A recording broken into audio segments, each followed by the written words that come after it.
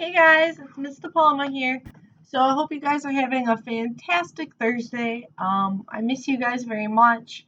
And today I am going to be reading to you chapter 10 of our book, The Narrative of the Life and Death of Frederick Douglass.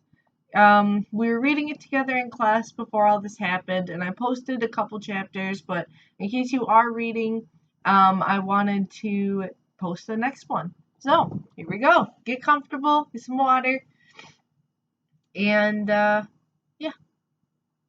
So, I left Master Thomas's house and went to live with Mr. Covey on the 1st of January, 1833. I was now, for the first time in my life, a field hand. In my new employment, I found myself even more awkward than a country boy appeared to be in a large city. I'd been at my new home but 1 week before Mr. Covey gave me a very severe whipping, cutting my back, causing my blood to run, and raising ridges on my flesh as large as my little finger. The details of this affair are as follows. Mr. Covey sent me very early in the morning of one of our coldest days in the month of January to the woods to get a load of wood. He gave me a team of unbroken oxen. He told me which was the in-hand ox and which was the off-hand one. He then tied the end of a large rope around the horns of the in-hand ox and gave me the other end of it, and told me, if the oxen started to run, that I must hold on upon the rope. I had never driven oxen before, and of course I was very awkward. I, however, succeeded in getting the edge of the woods with little difficulty, but I had got very few rods into the woods when the oxen took fright and started full tilt, carrying the cart against the trees, and over stumps, and in the most frightful manner. I expected every moment that my brains would be dashed out against the trees. After running thus for a considerable distance, they finally upset the cart, dashing it with great force against a tree, and threw themselves into the dense thicket. How I escaped death I do not know. There I was, entirely alone, in a thick wood, in a place new to me. My cart was upset and shattered. My oxen were entangled among the young trees, and there was none to help me. After a long spell of effort, I succeeded in getting my cart righted, my oxen disentangled, and again yoked to the cart. I now proceeded with my team to the place where I had, the day before, been chopping wood, and loaded my cart pretty heavily, thinking in this way to tame my oxen. I then proceeded my way home. I had now consumed one half of the day. I got to the woods safely, and now I felt out of danger.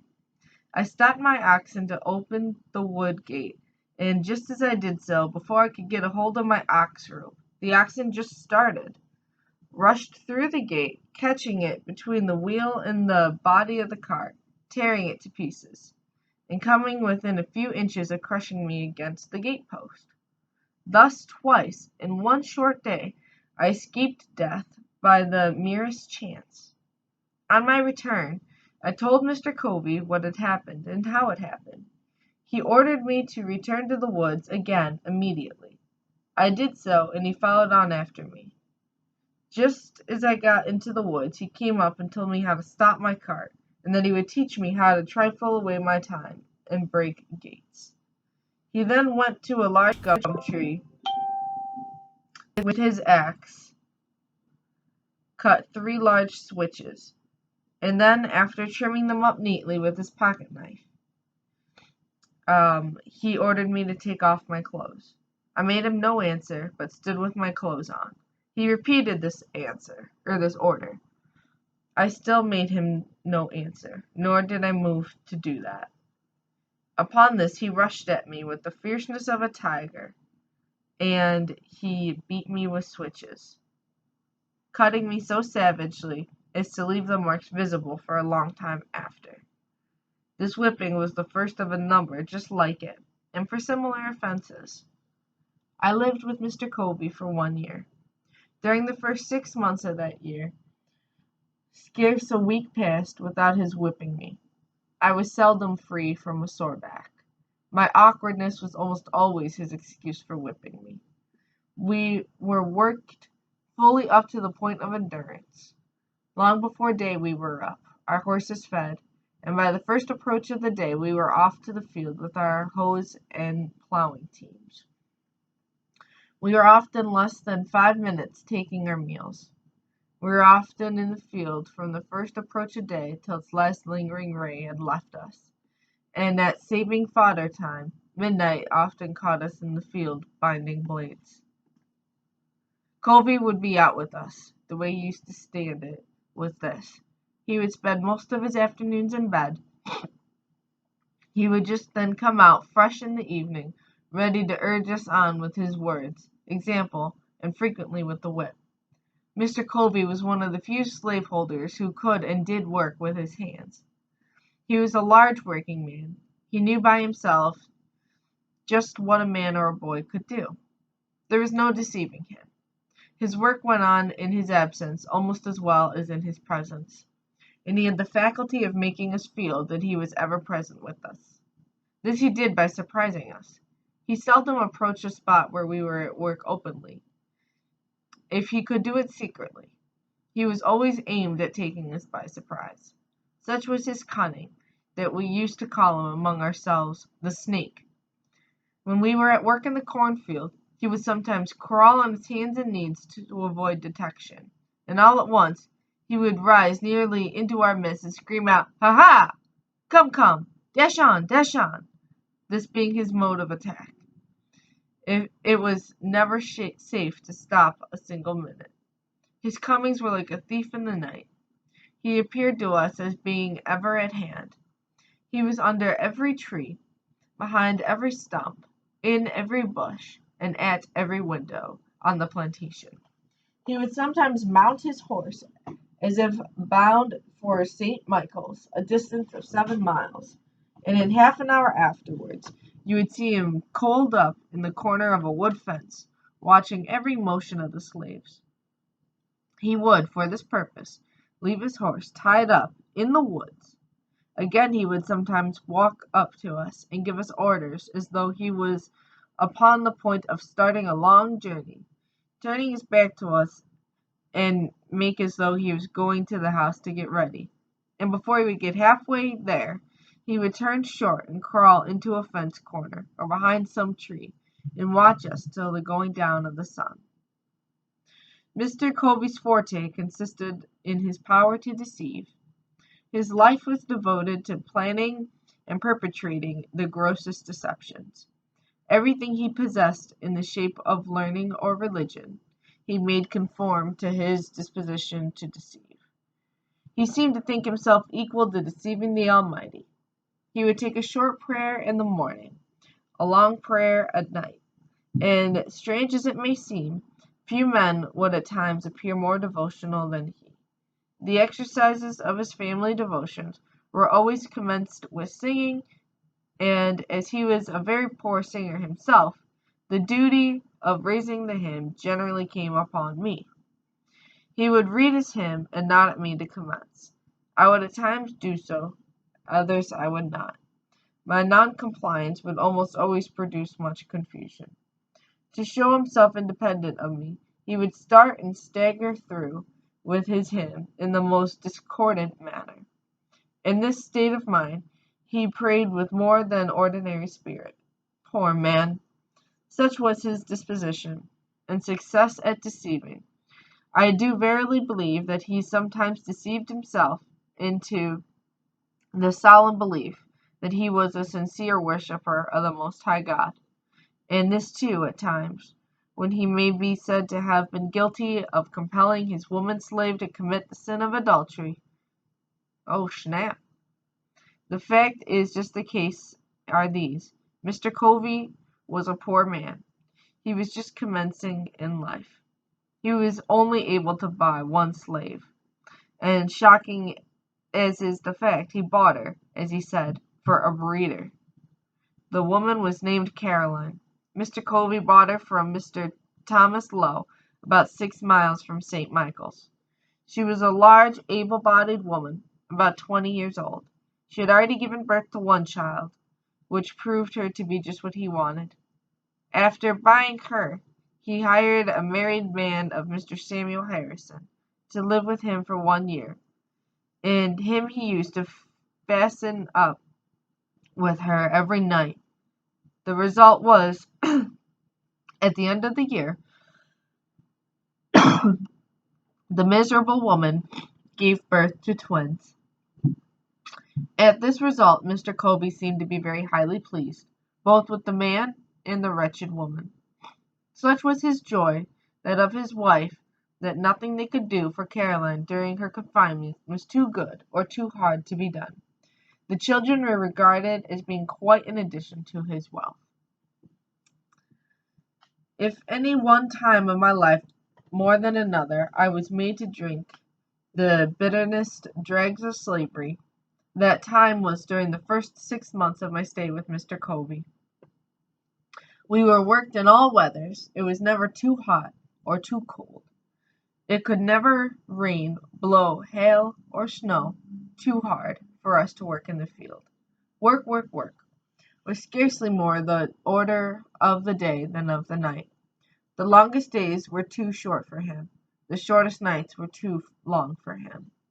I was somewhat unmanageable when I first went there, but after a few months of this discipline tamed me. Mr. Colby succeeded in breaking me. I was broken in body, soul, and spirit. My natural elasticity was crushed. My intellect languished. The disposition to read departed. The cheerful spark that lingered about my eye died.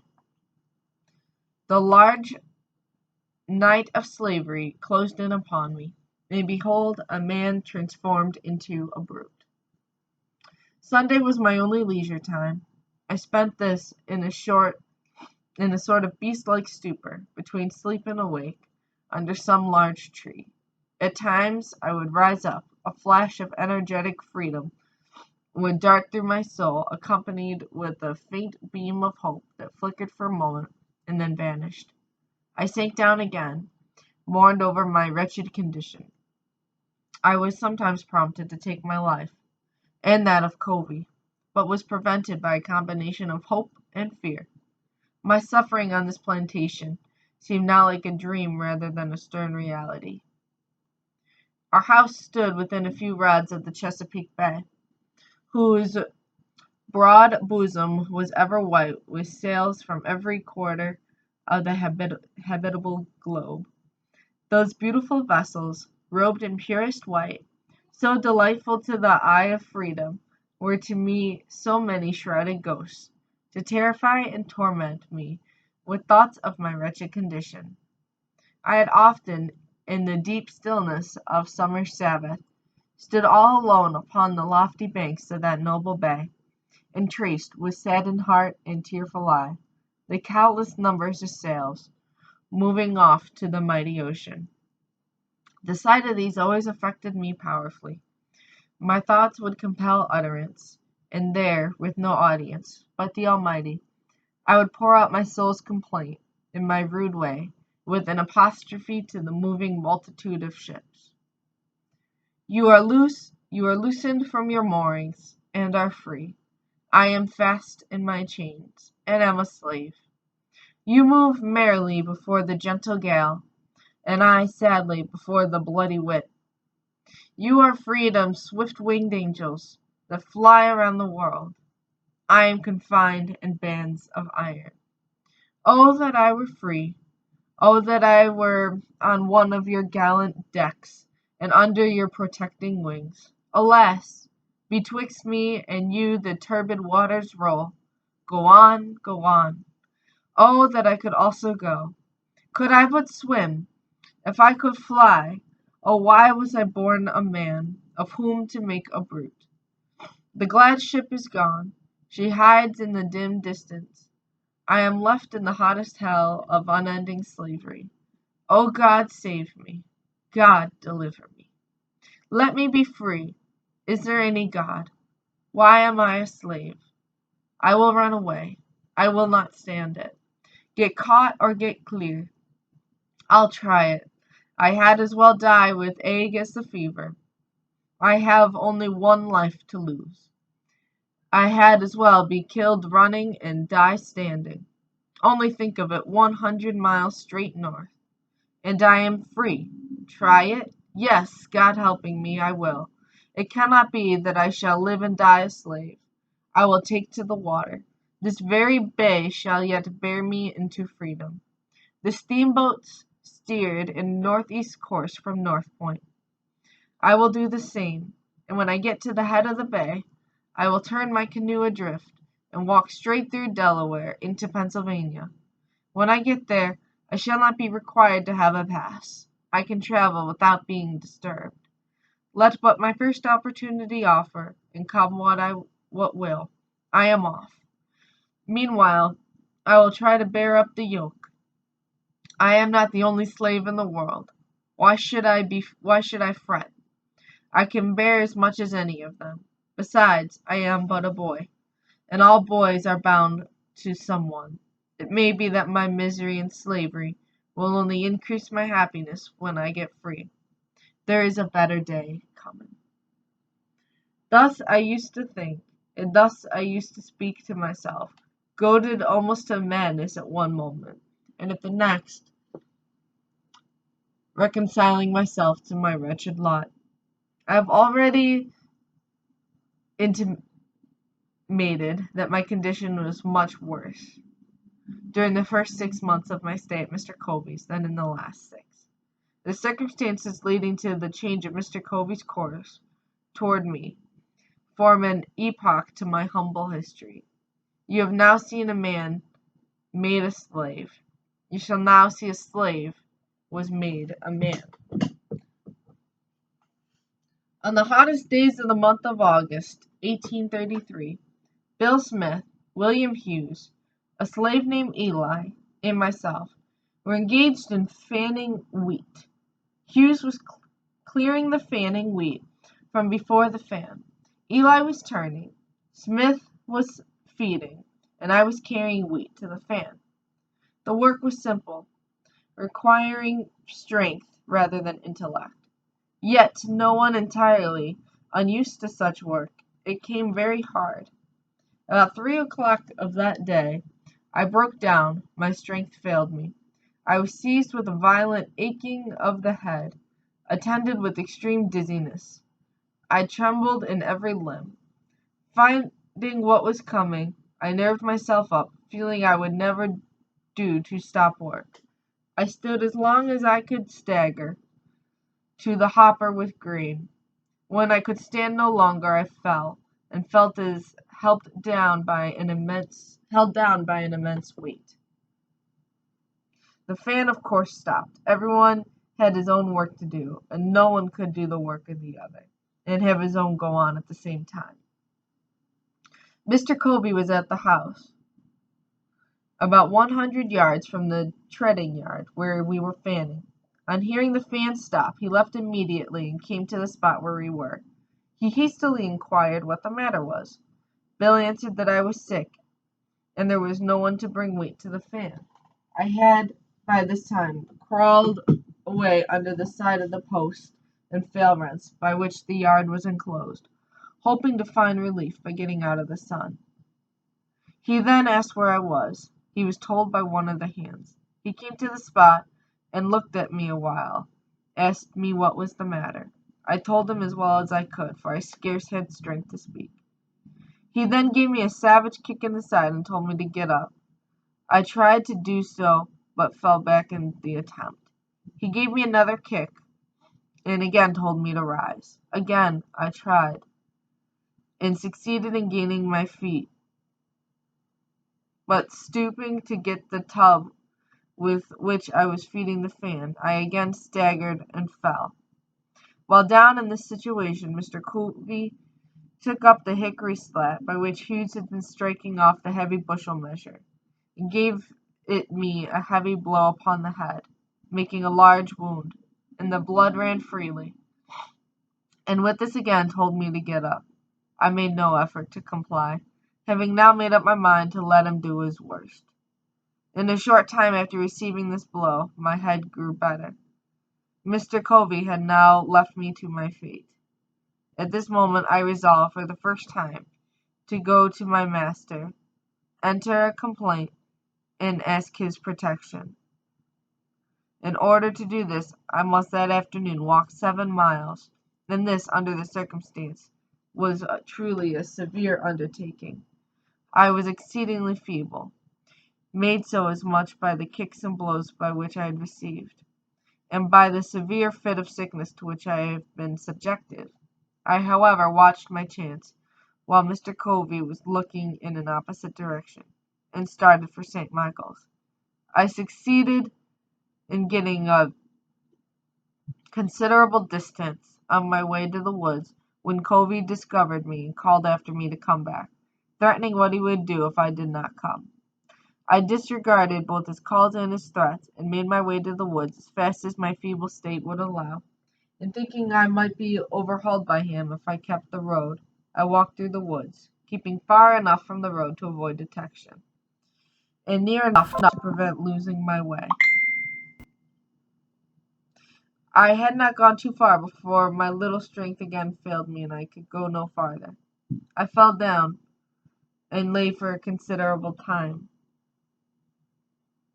The blood was yet oozing from the wound on my head. For a time I thought I should bleed to death, and think now that I should have done so, but that the blood was so matted my hair as to stop the wound.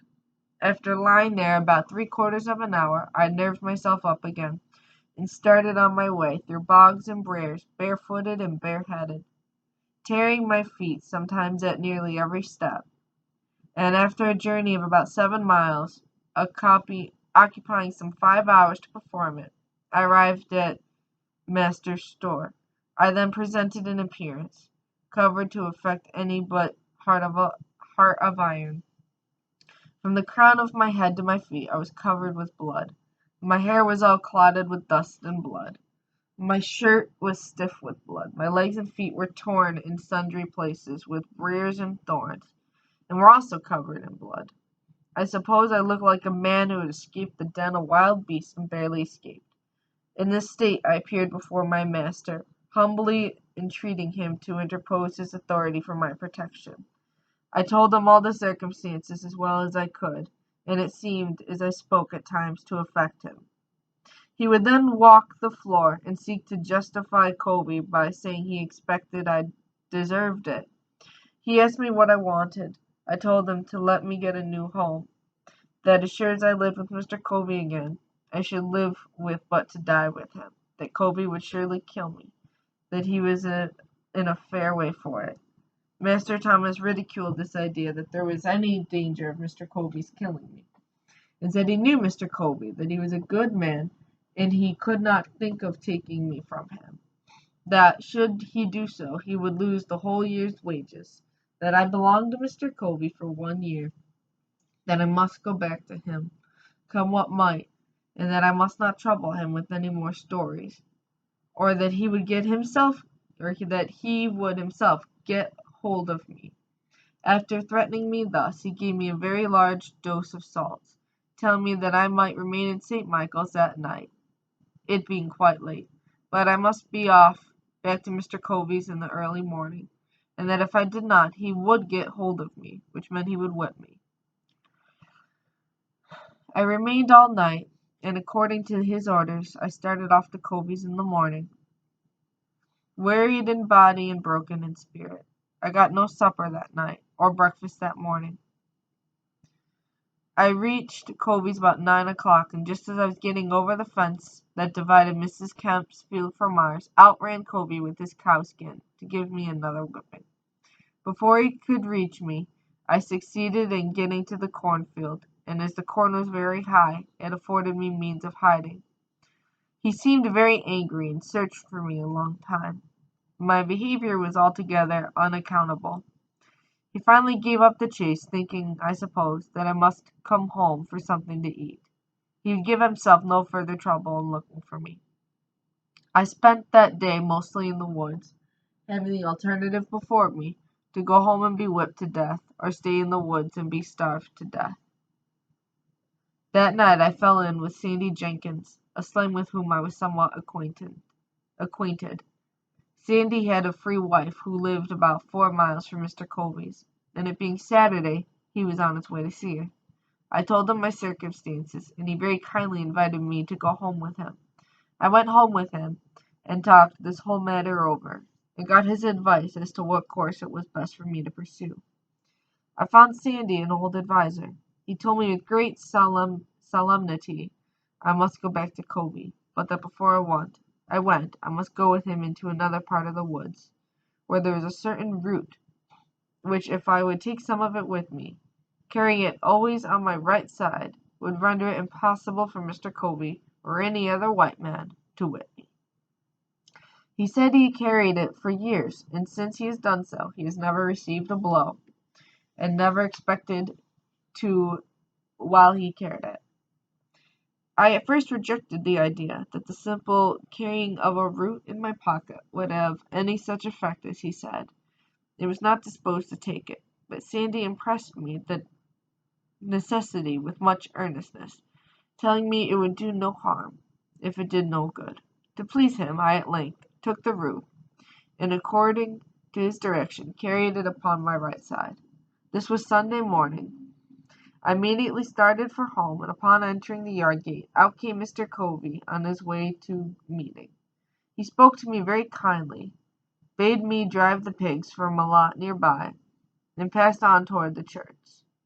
Now, a singular conduct of Mr. Covey really made me begin to think that there was something to the root which Sandy had given me, and that had been on any other day than Sunday. I could have attributed the conduct to no other cause than the influence of that root, and as it was, I was half inclined to think that root might be something more than I had at first taken it to be. All went well until Monday morning. On this morning, the virtue of the root was fully tested. Long before daylight, I was called to go and rub, curry, and feed the horses. I obeyed, and was glad to obey. But while thus engaged, while in the act of throwing down some blades from the loft, Mr. Covey entered the stable with a long rope, and just as I was half out of the loft, he caught hold of my legs and was about tying me. As soon as I found what he was up to, I gave a sudden spring, and as I did so, holding to my legs, I was brought sprawling on the stable floor. Mr. Covey seemed to think he had me, and could do what he pleased. But at this moment, from whence came the spirit I don't know, I resolved to fight. In suiting my action to the resolution, I seized Cosey hard by the throat, and as I did so I rose. He held on to me, and I to him. My resistance was so entirely unexpected that Covey seemed taken all aback. He trembled like a leaf. This gave me assurance, and I held him uneasy, causing blood to run where I touched him with the end of my fingers. Mr. Covey soon called out to Hughes for help. Hughes came, and while Covey held me, attempted to tie my right hand. While he was in the act of doing so, I watched my chance, and gave him a heavy kick under the ribs. This kick fairly sickened Hughes, so that he left me in the hands of Mr. Covey. The kick had the effect of not only weakening Hughes, but Covey also. When he saw Hughes bending over with pain, his courage quailed. He asked me if I meant to persist in my resistance.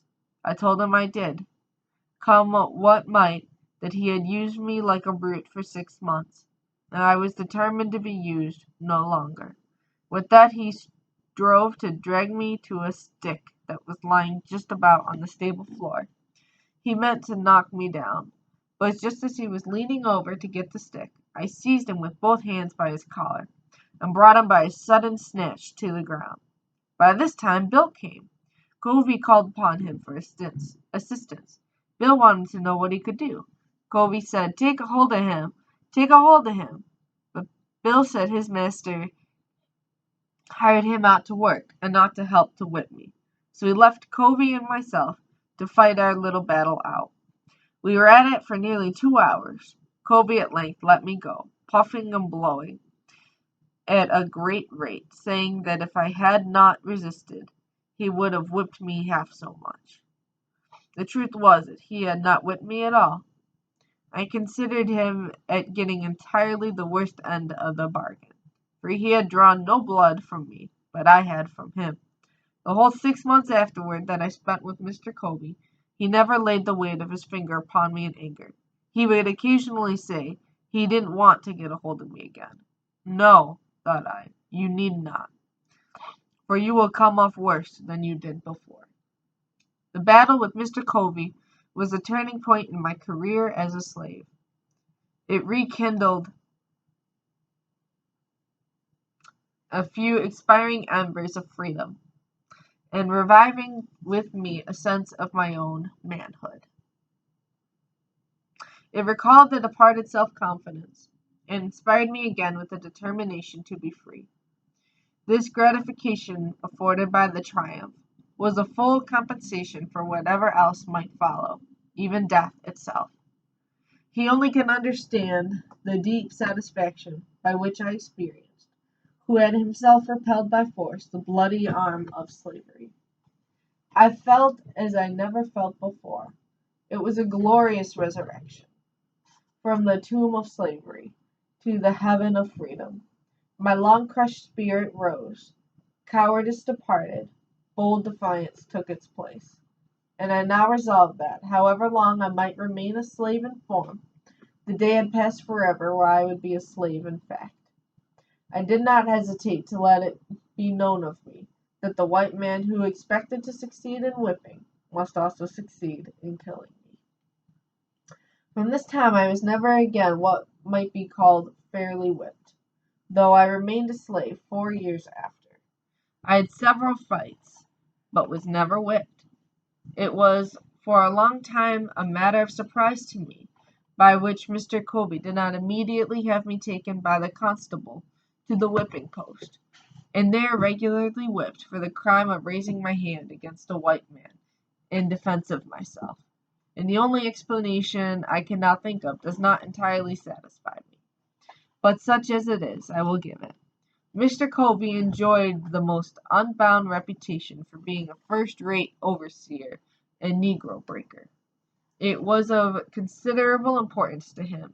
That reputation was at stake, and he had sent me, a boy about 16 years old, to the public whipping post. His reputation would have been lost.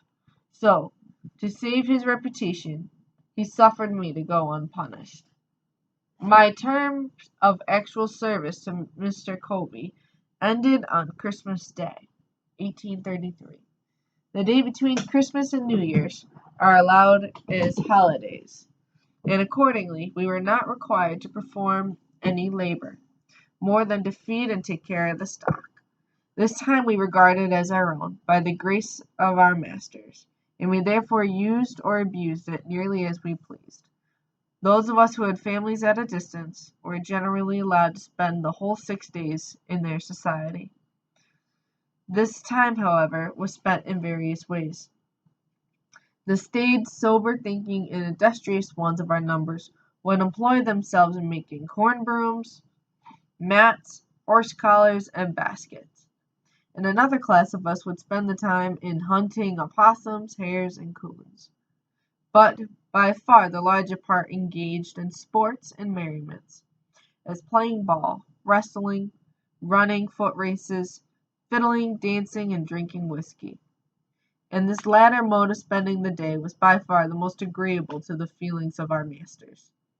The slave who would work during the holidays was considered by our masters as scarcely deserving them. He was regarded as one who rejected the favor of his master. He was deemed a disgrace not to get drunk at Christmas, and he was regarded as lazy indeed, which had not provided himself with the necessary means during the year to get whiskey enough to last him through Christmas. From what I know of the effect of this holiday upon the slave, I believe them to be among the most effective means in the hands of the slaveholder in keeping down the spirit of insurrection. Were the slaveholders at once to abandon this practice, I have not the slightest doubt it would lead to an immediate insurrection among the slaves. These holidays serve as conductors, or safety valves, to carry off the rebellious spirit of enslaved humanity. But for these, the slaves would be forced up the wildest desperation, and woe betide the slaveholder the day he ventures to move or hinder the operation of those conductors. I warned him that, in such an event, a spirit would go forth in their midst, more to be dreaded than the most appalling earthquake. The holidays are part and parcel of the gross fraud, wrong, and inhumanity of slavery. They are professedly a custom established by the benevolence of the slaveholders, but I undertake to say it is the result of selfishness, and one of the grossest frauds committed upon the downtrodden slave. They do not give the slaves this time because they would not like to have their work during its continuance, but because they know it would be unsafe to deprive them of it. This will be seen by the fact that the slaveholders like to have their slaves spend those days just in a manner as to make them glad of their ending as of their beginning. Their object seems to be to disgust their slaves with freedom by plunging them into the lowest depths of dissipation. For instance, the slaveholders not only like to see the slave drink of his own accord, but will adopt various plans to make him drunk. One plan is to make bets on their slave as to who can drink the most whiskey without getting drunk, and in this way to succeed in getting whole multitudes to drink to excess. Thus, when the slave asks for virtuous freedom, the cunning slaveholder, knowing his ignorance, cheats him with a dose of vicious dissipation, artfully labeling with the name of victory. The most of us used to drink it down, and the result was just what might be supposed. Many of us were led to think that there was very little to choose between liberty and slavery. We felt, and very properly so, that we had almost as well be slaves to man as to rum. So when the holiday ended, we staggered up from the filth of our wallowing, took a long breath, and marched to the fields, feeling upon the whole rather glad to go from what our masters had deceived us into a belief was freedom, back to the arms of slavery. I have said that this mode of treatment is a part of the whole system of fraud and inhumanity of slavery. It is so. The mode here adopted to disgust the slave with freedom, by allowing him to see only the abuse of it, carried out in other things. For instance, a slave loves molasses. If a slave loves molasses, he steals some. His master, in many cases, goes off into town and buys a large quantity. He returns. He takes the whip and commands the slave to eat the molasses, until the poor fellow is made sick at the very mention of it. The same mode is sometimes adopted to make the slaves refrain from asking for more food than their regular allowance.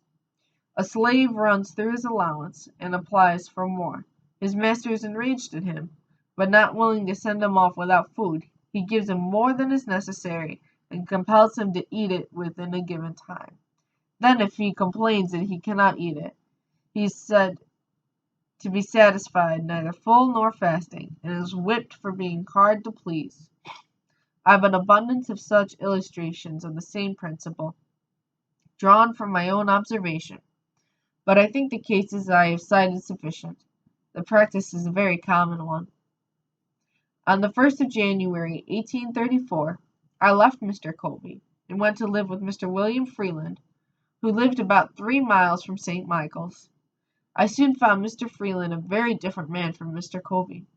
Though not rich, he was what some would be called an educated Southern gentleman. Mr. Covey, as I have shown, was a well-trained negro breaker, and a slave driver. The former, slaveholder though he was, seemed to possess some regard for honor, some reverence for justice, and some respect for humanity. The latter seems totally insensible to all such sentiments. Mr. Freeland had many of the faults peculiar to slaveholders, such as being very passionate and fretful, but I must do him the justice to say that he was exceedingly free from those degrading vices to which Mr. Covey constantly addicted. The one was open and frank, and we always knew where to find him. The other was the most artful deceiver, and could only be understood only by such as skilful enough to detect his cunningly devised frauds. Another advantage I gained from my new master was, he made no pretensions to, or profession of religion, and this, in my opinion, was truly a great advantage. I assert most unhesitatingly that the religion of the South is a mere covering for the most horrid crimes, a justifier of those appalling barbarity, a sanctifier of the most hateful frauds, and a dark shelter under which the darkest, foulest, grossest, and most infernal deeds of slaveholders find the strongest protection. Were I to again reduced to the chains of slavery, next to that enslavement, I should regard being the slave of a religious master the greatest calamity that should befall me. For of all slaveholders with whom I have ever met, religious slaveholders are the worst. I have never found them, or I found them the meanest and basest, the most cruel and cowardly of all others. It was my unhappy lot to not only belong to a religious slaveholder, but to live in a community of such religionists. Very near Mr. Freeland lived Reverend Daniel Whedon, and in the same neighborhood lived Reverend Wigby Hopkins. They were members and ministers in the Reformed Methodist Church. Mr. Whedon owned, among others, a woman slave, whose name I've forgotten. This woman's back for weeks was kept literally raw, made so by the lash of merciless religious wretch. He used excuse me, he used to by hired hands. His maxim was, behave well or behave ill. It is the duty of a master occasionally to whip a slave, to remind him of his master's authority. Such was his theory, and such was his practice. Mr. Hopkins was even worse than Mr. Whedon. His chief boast was that his ability to manage slaves. The peculiar feature of his government was that of whipping slaves in advance of deserving it. He always managed to have one or more of his slaves to whip, every Monday morning. He did this to alarm their fears, and strike terror into those who escaped. His plan was to whip for the smallest offenses, to prevent commission of large ones. Mr. Hopkins could always find some excuse for whipping a slave. It would astonish one, unaccustomed to a slaveholding life, to see what a wonderful ease of a slaveholder can find things of which to take occasion to whip a slave.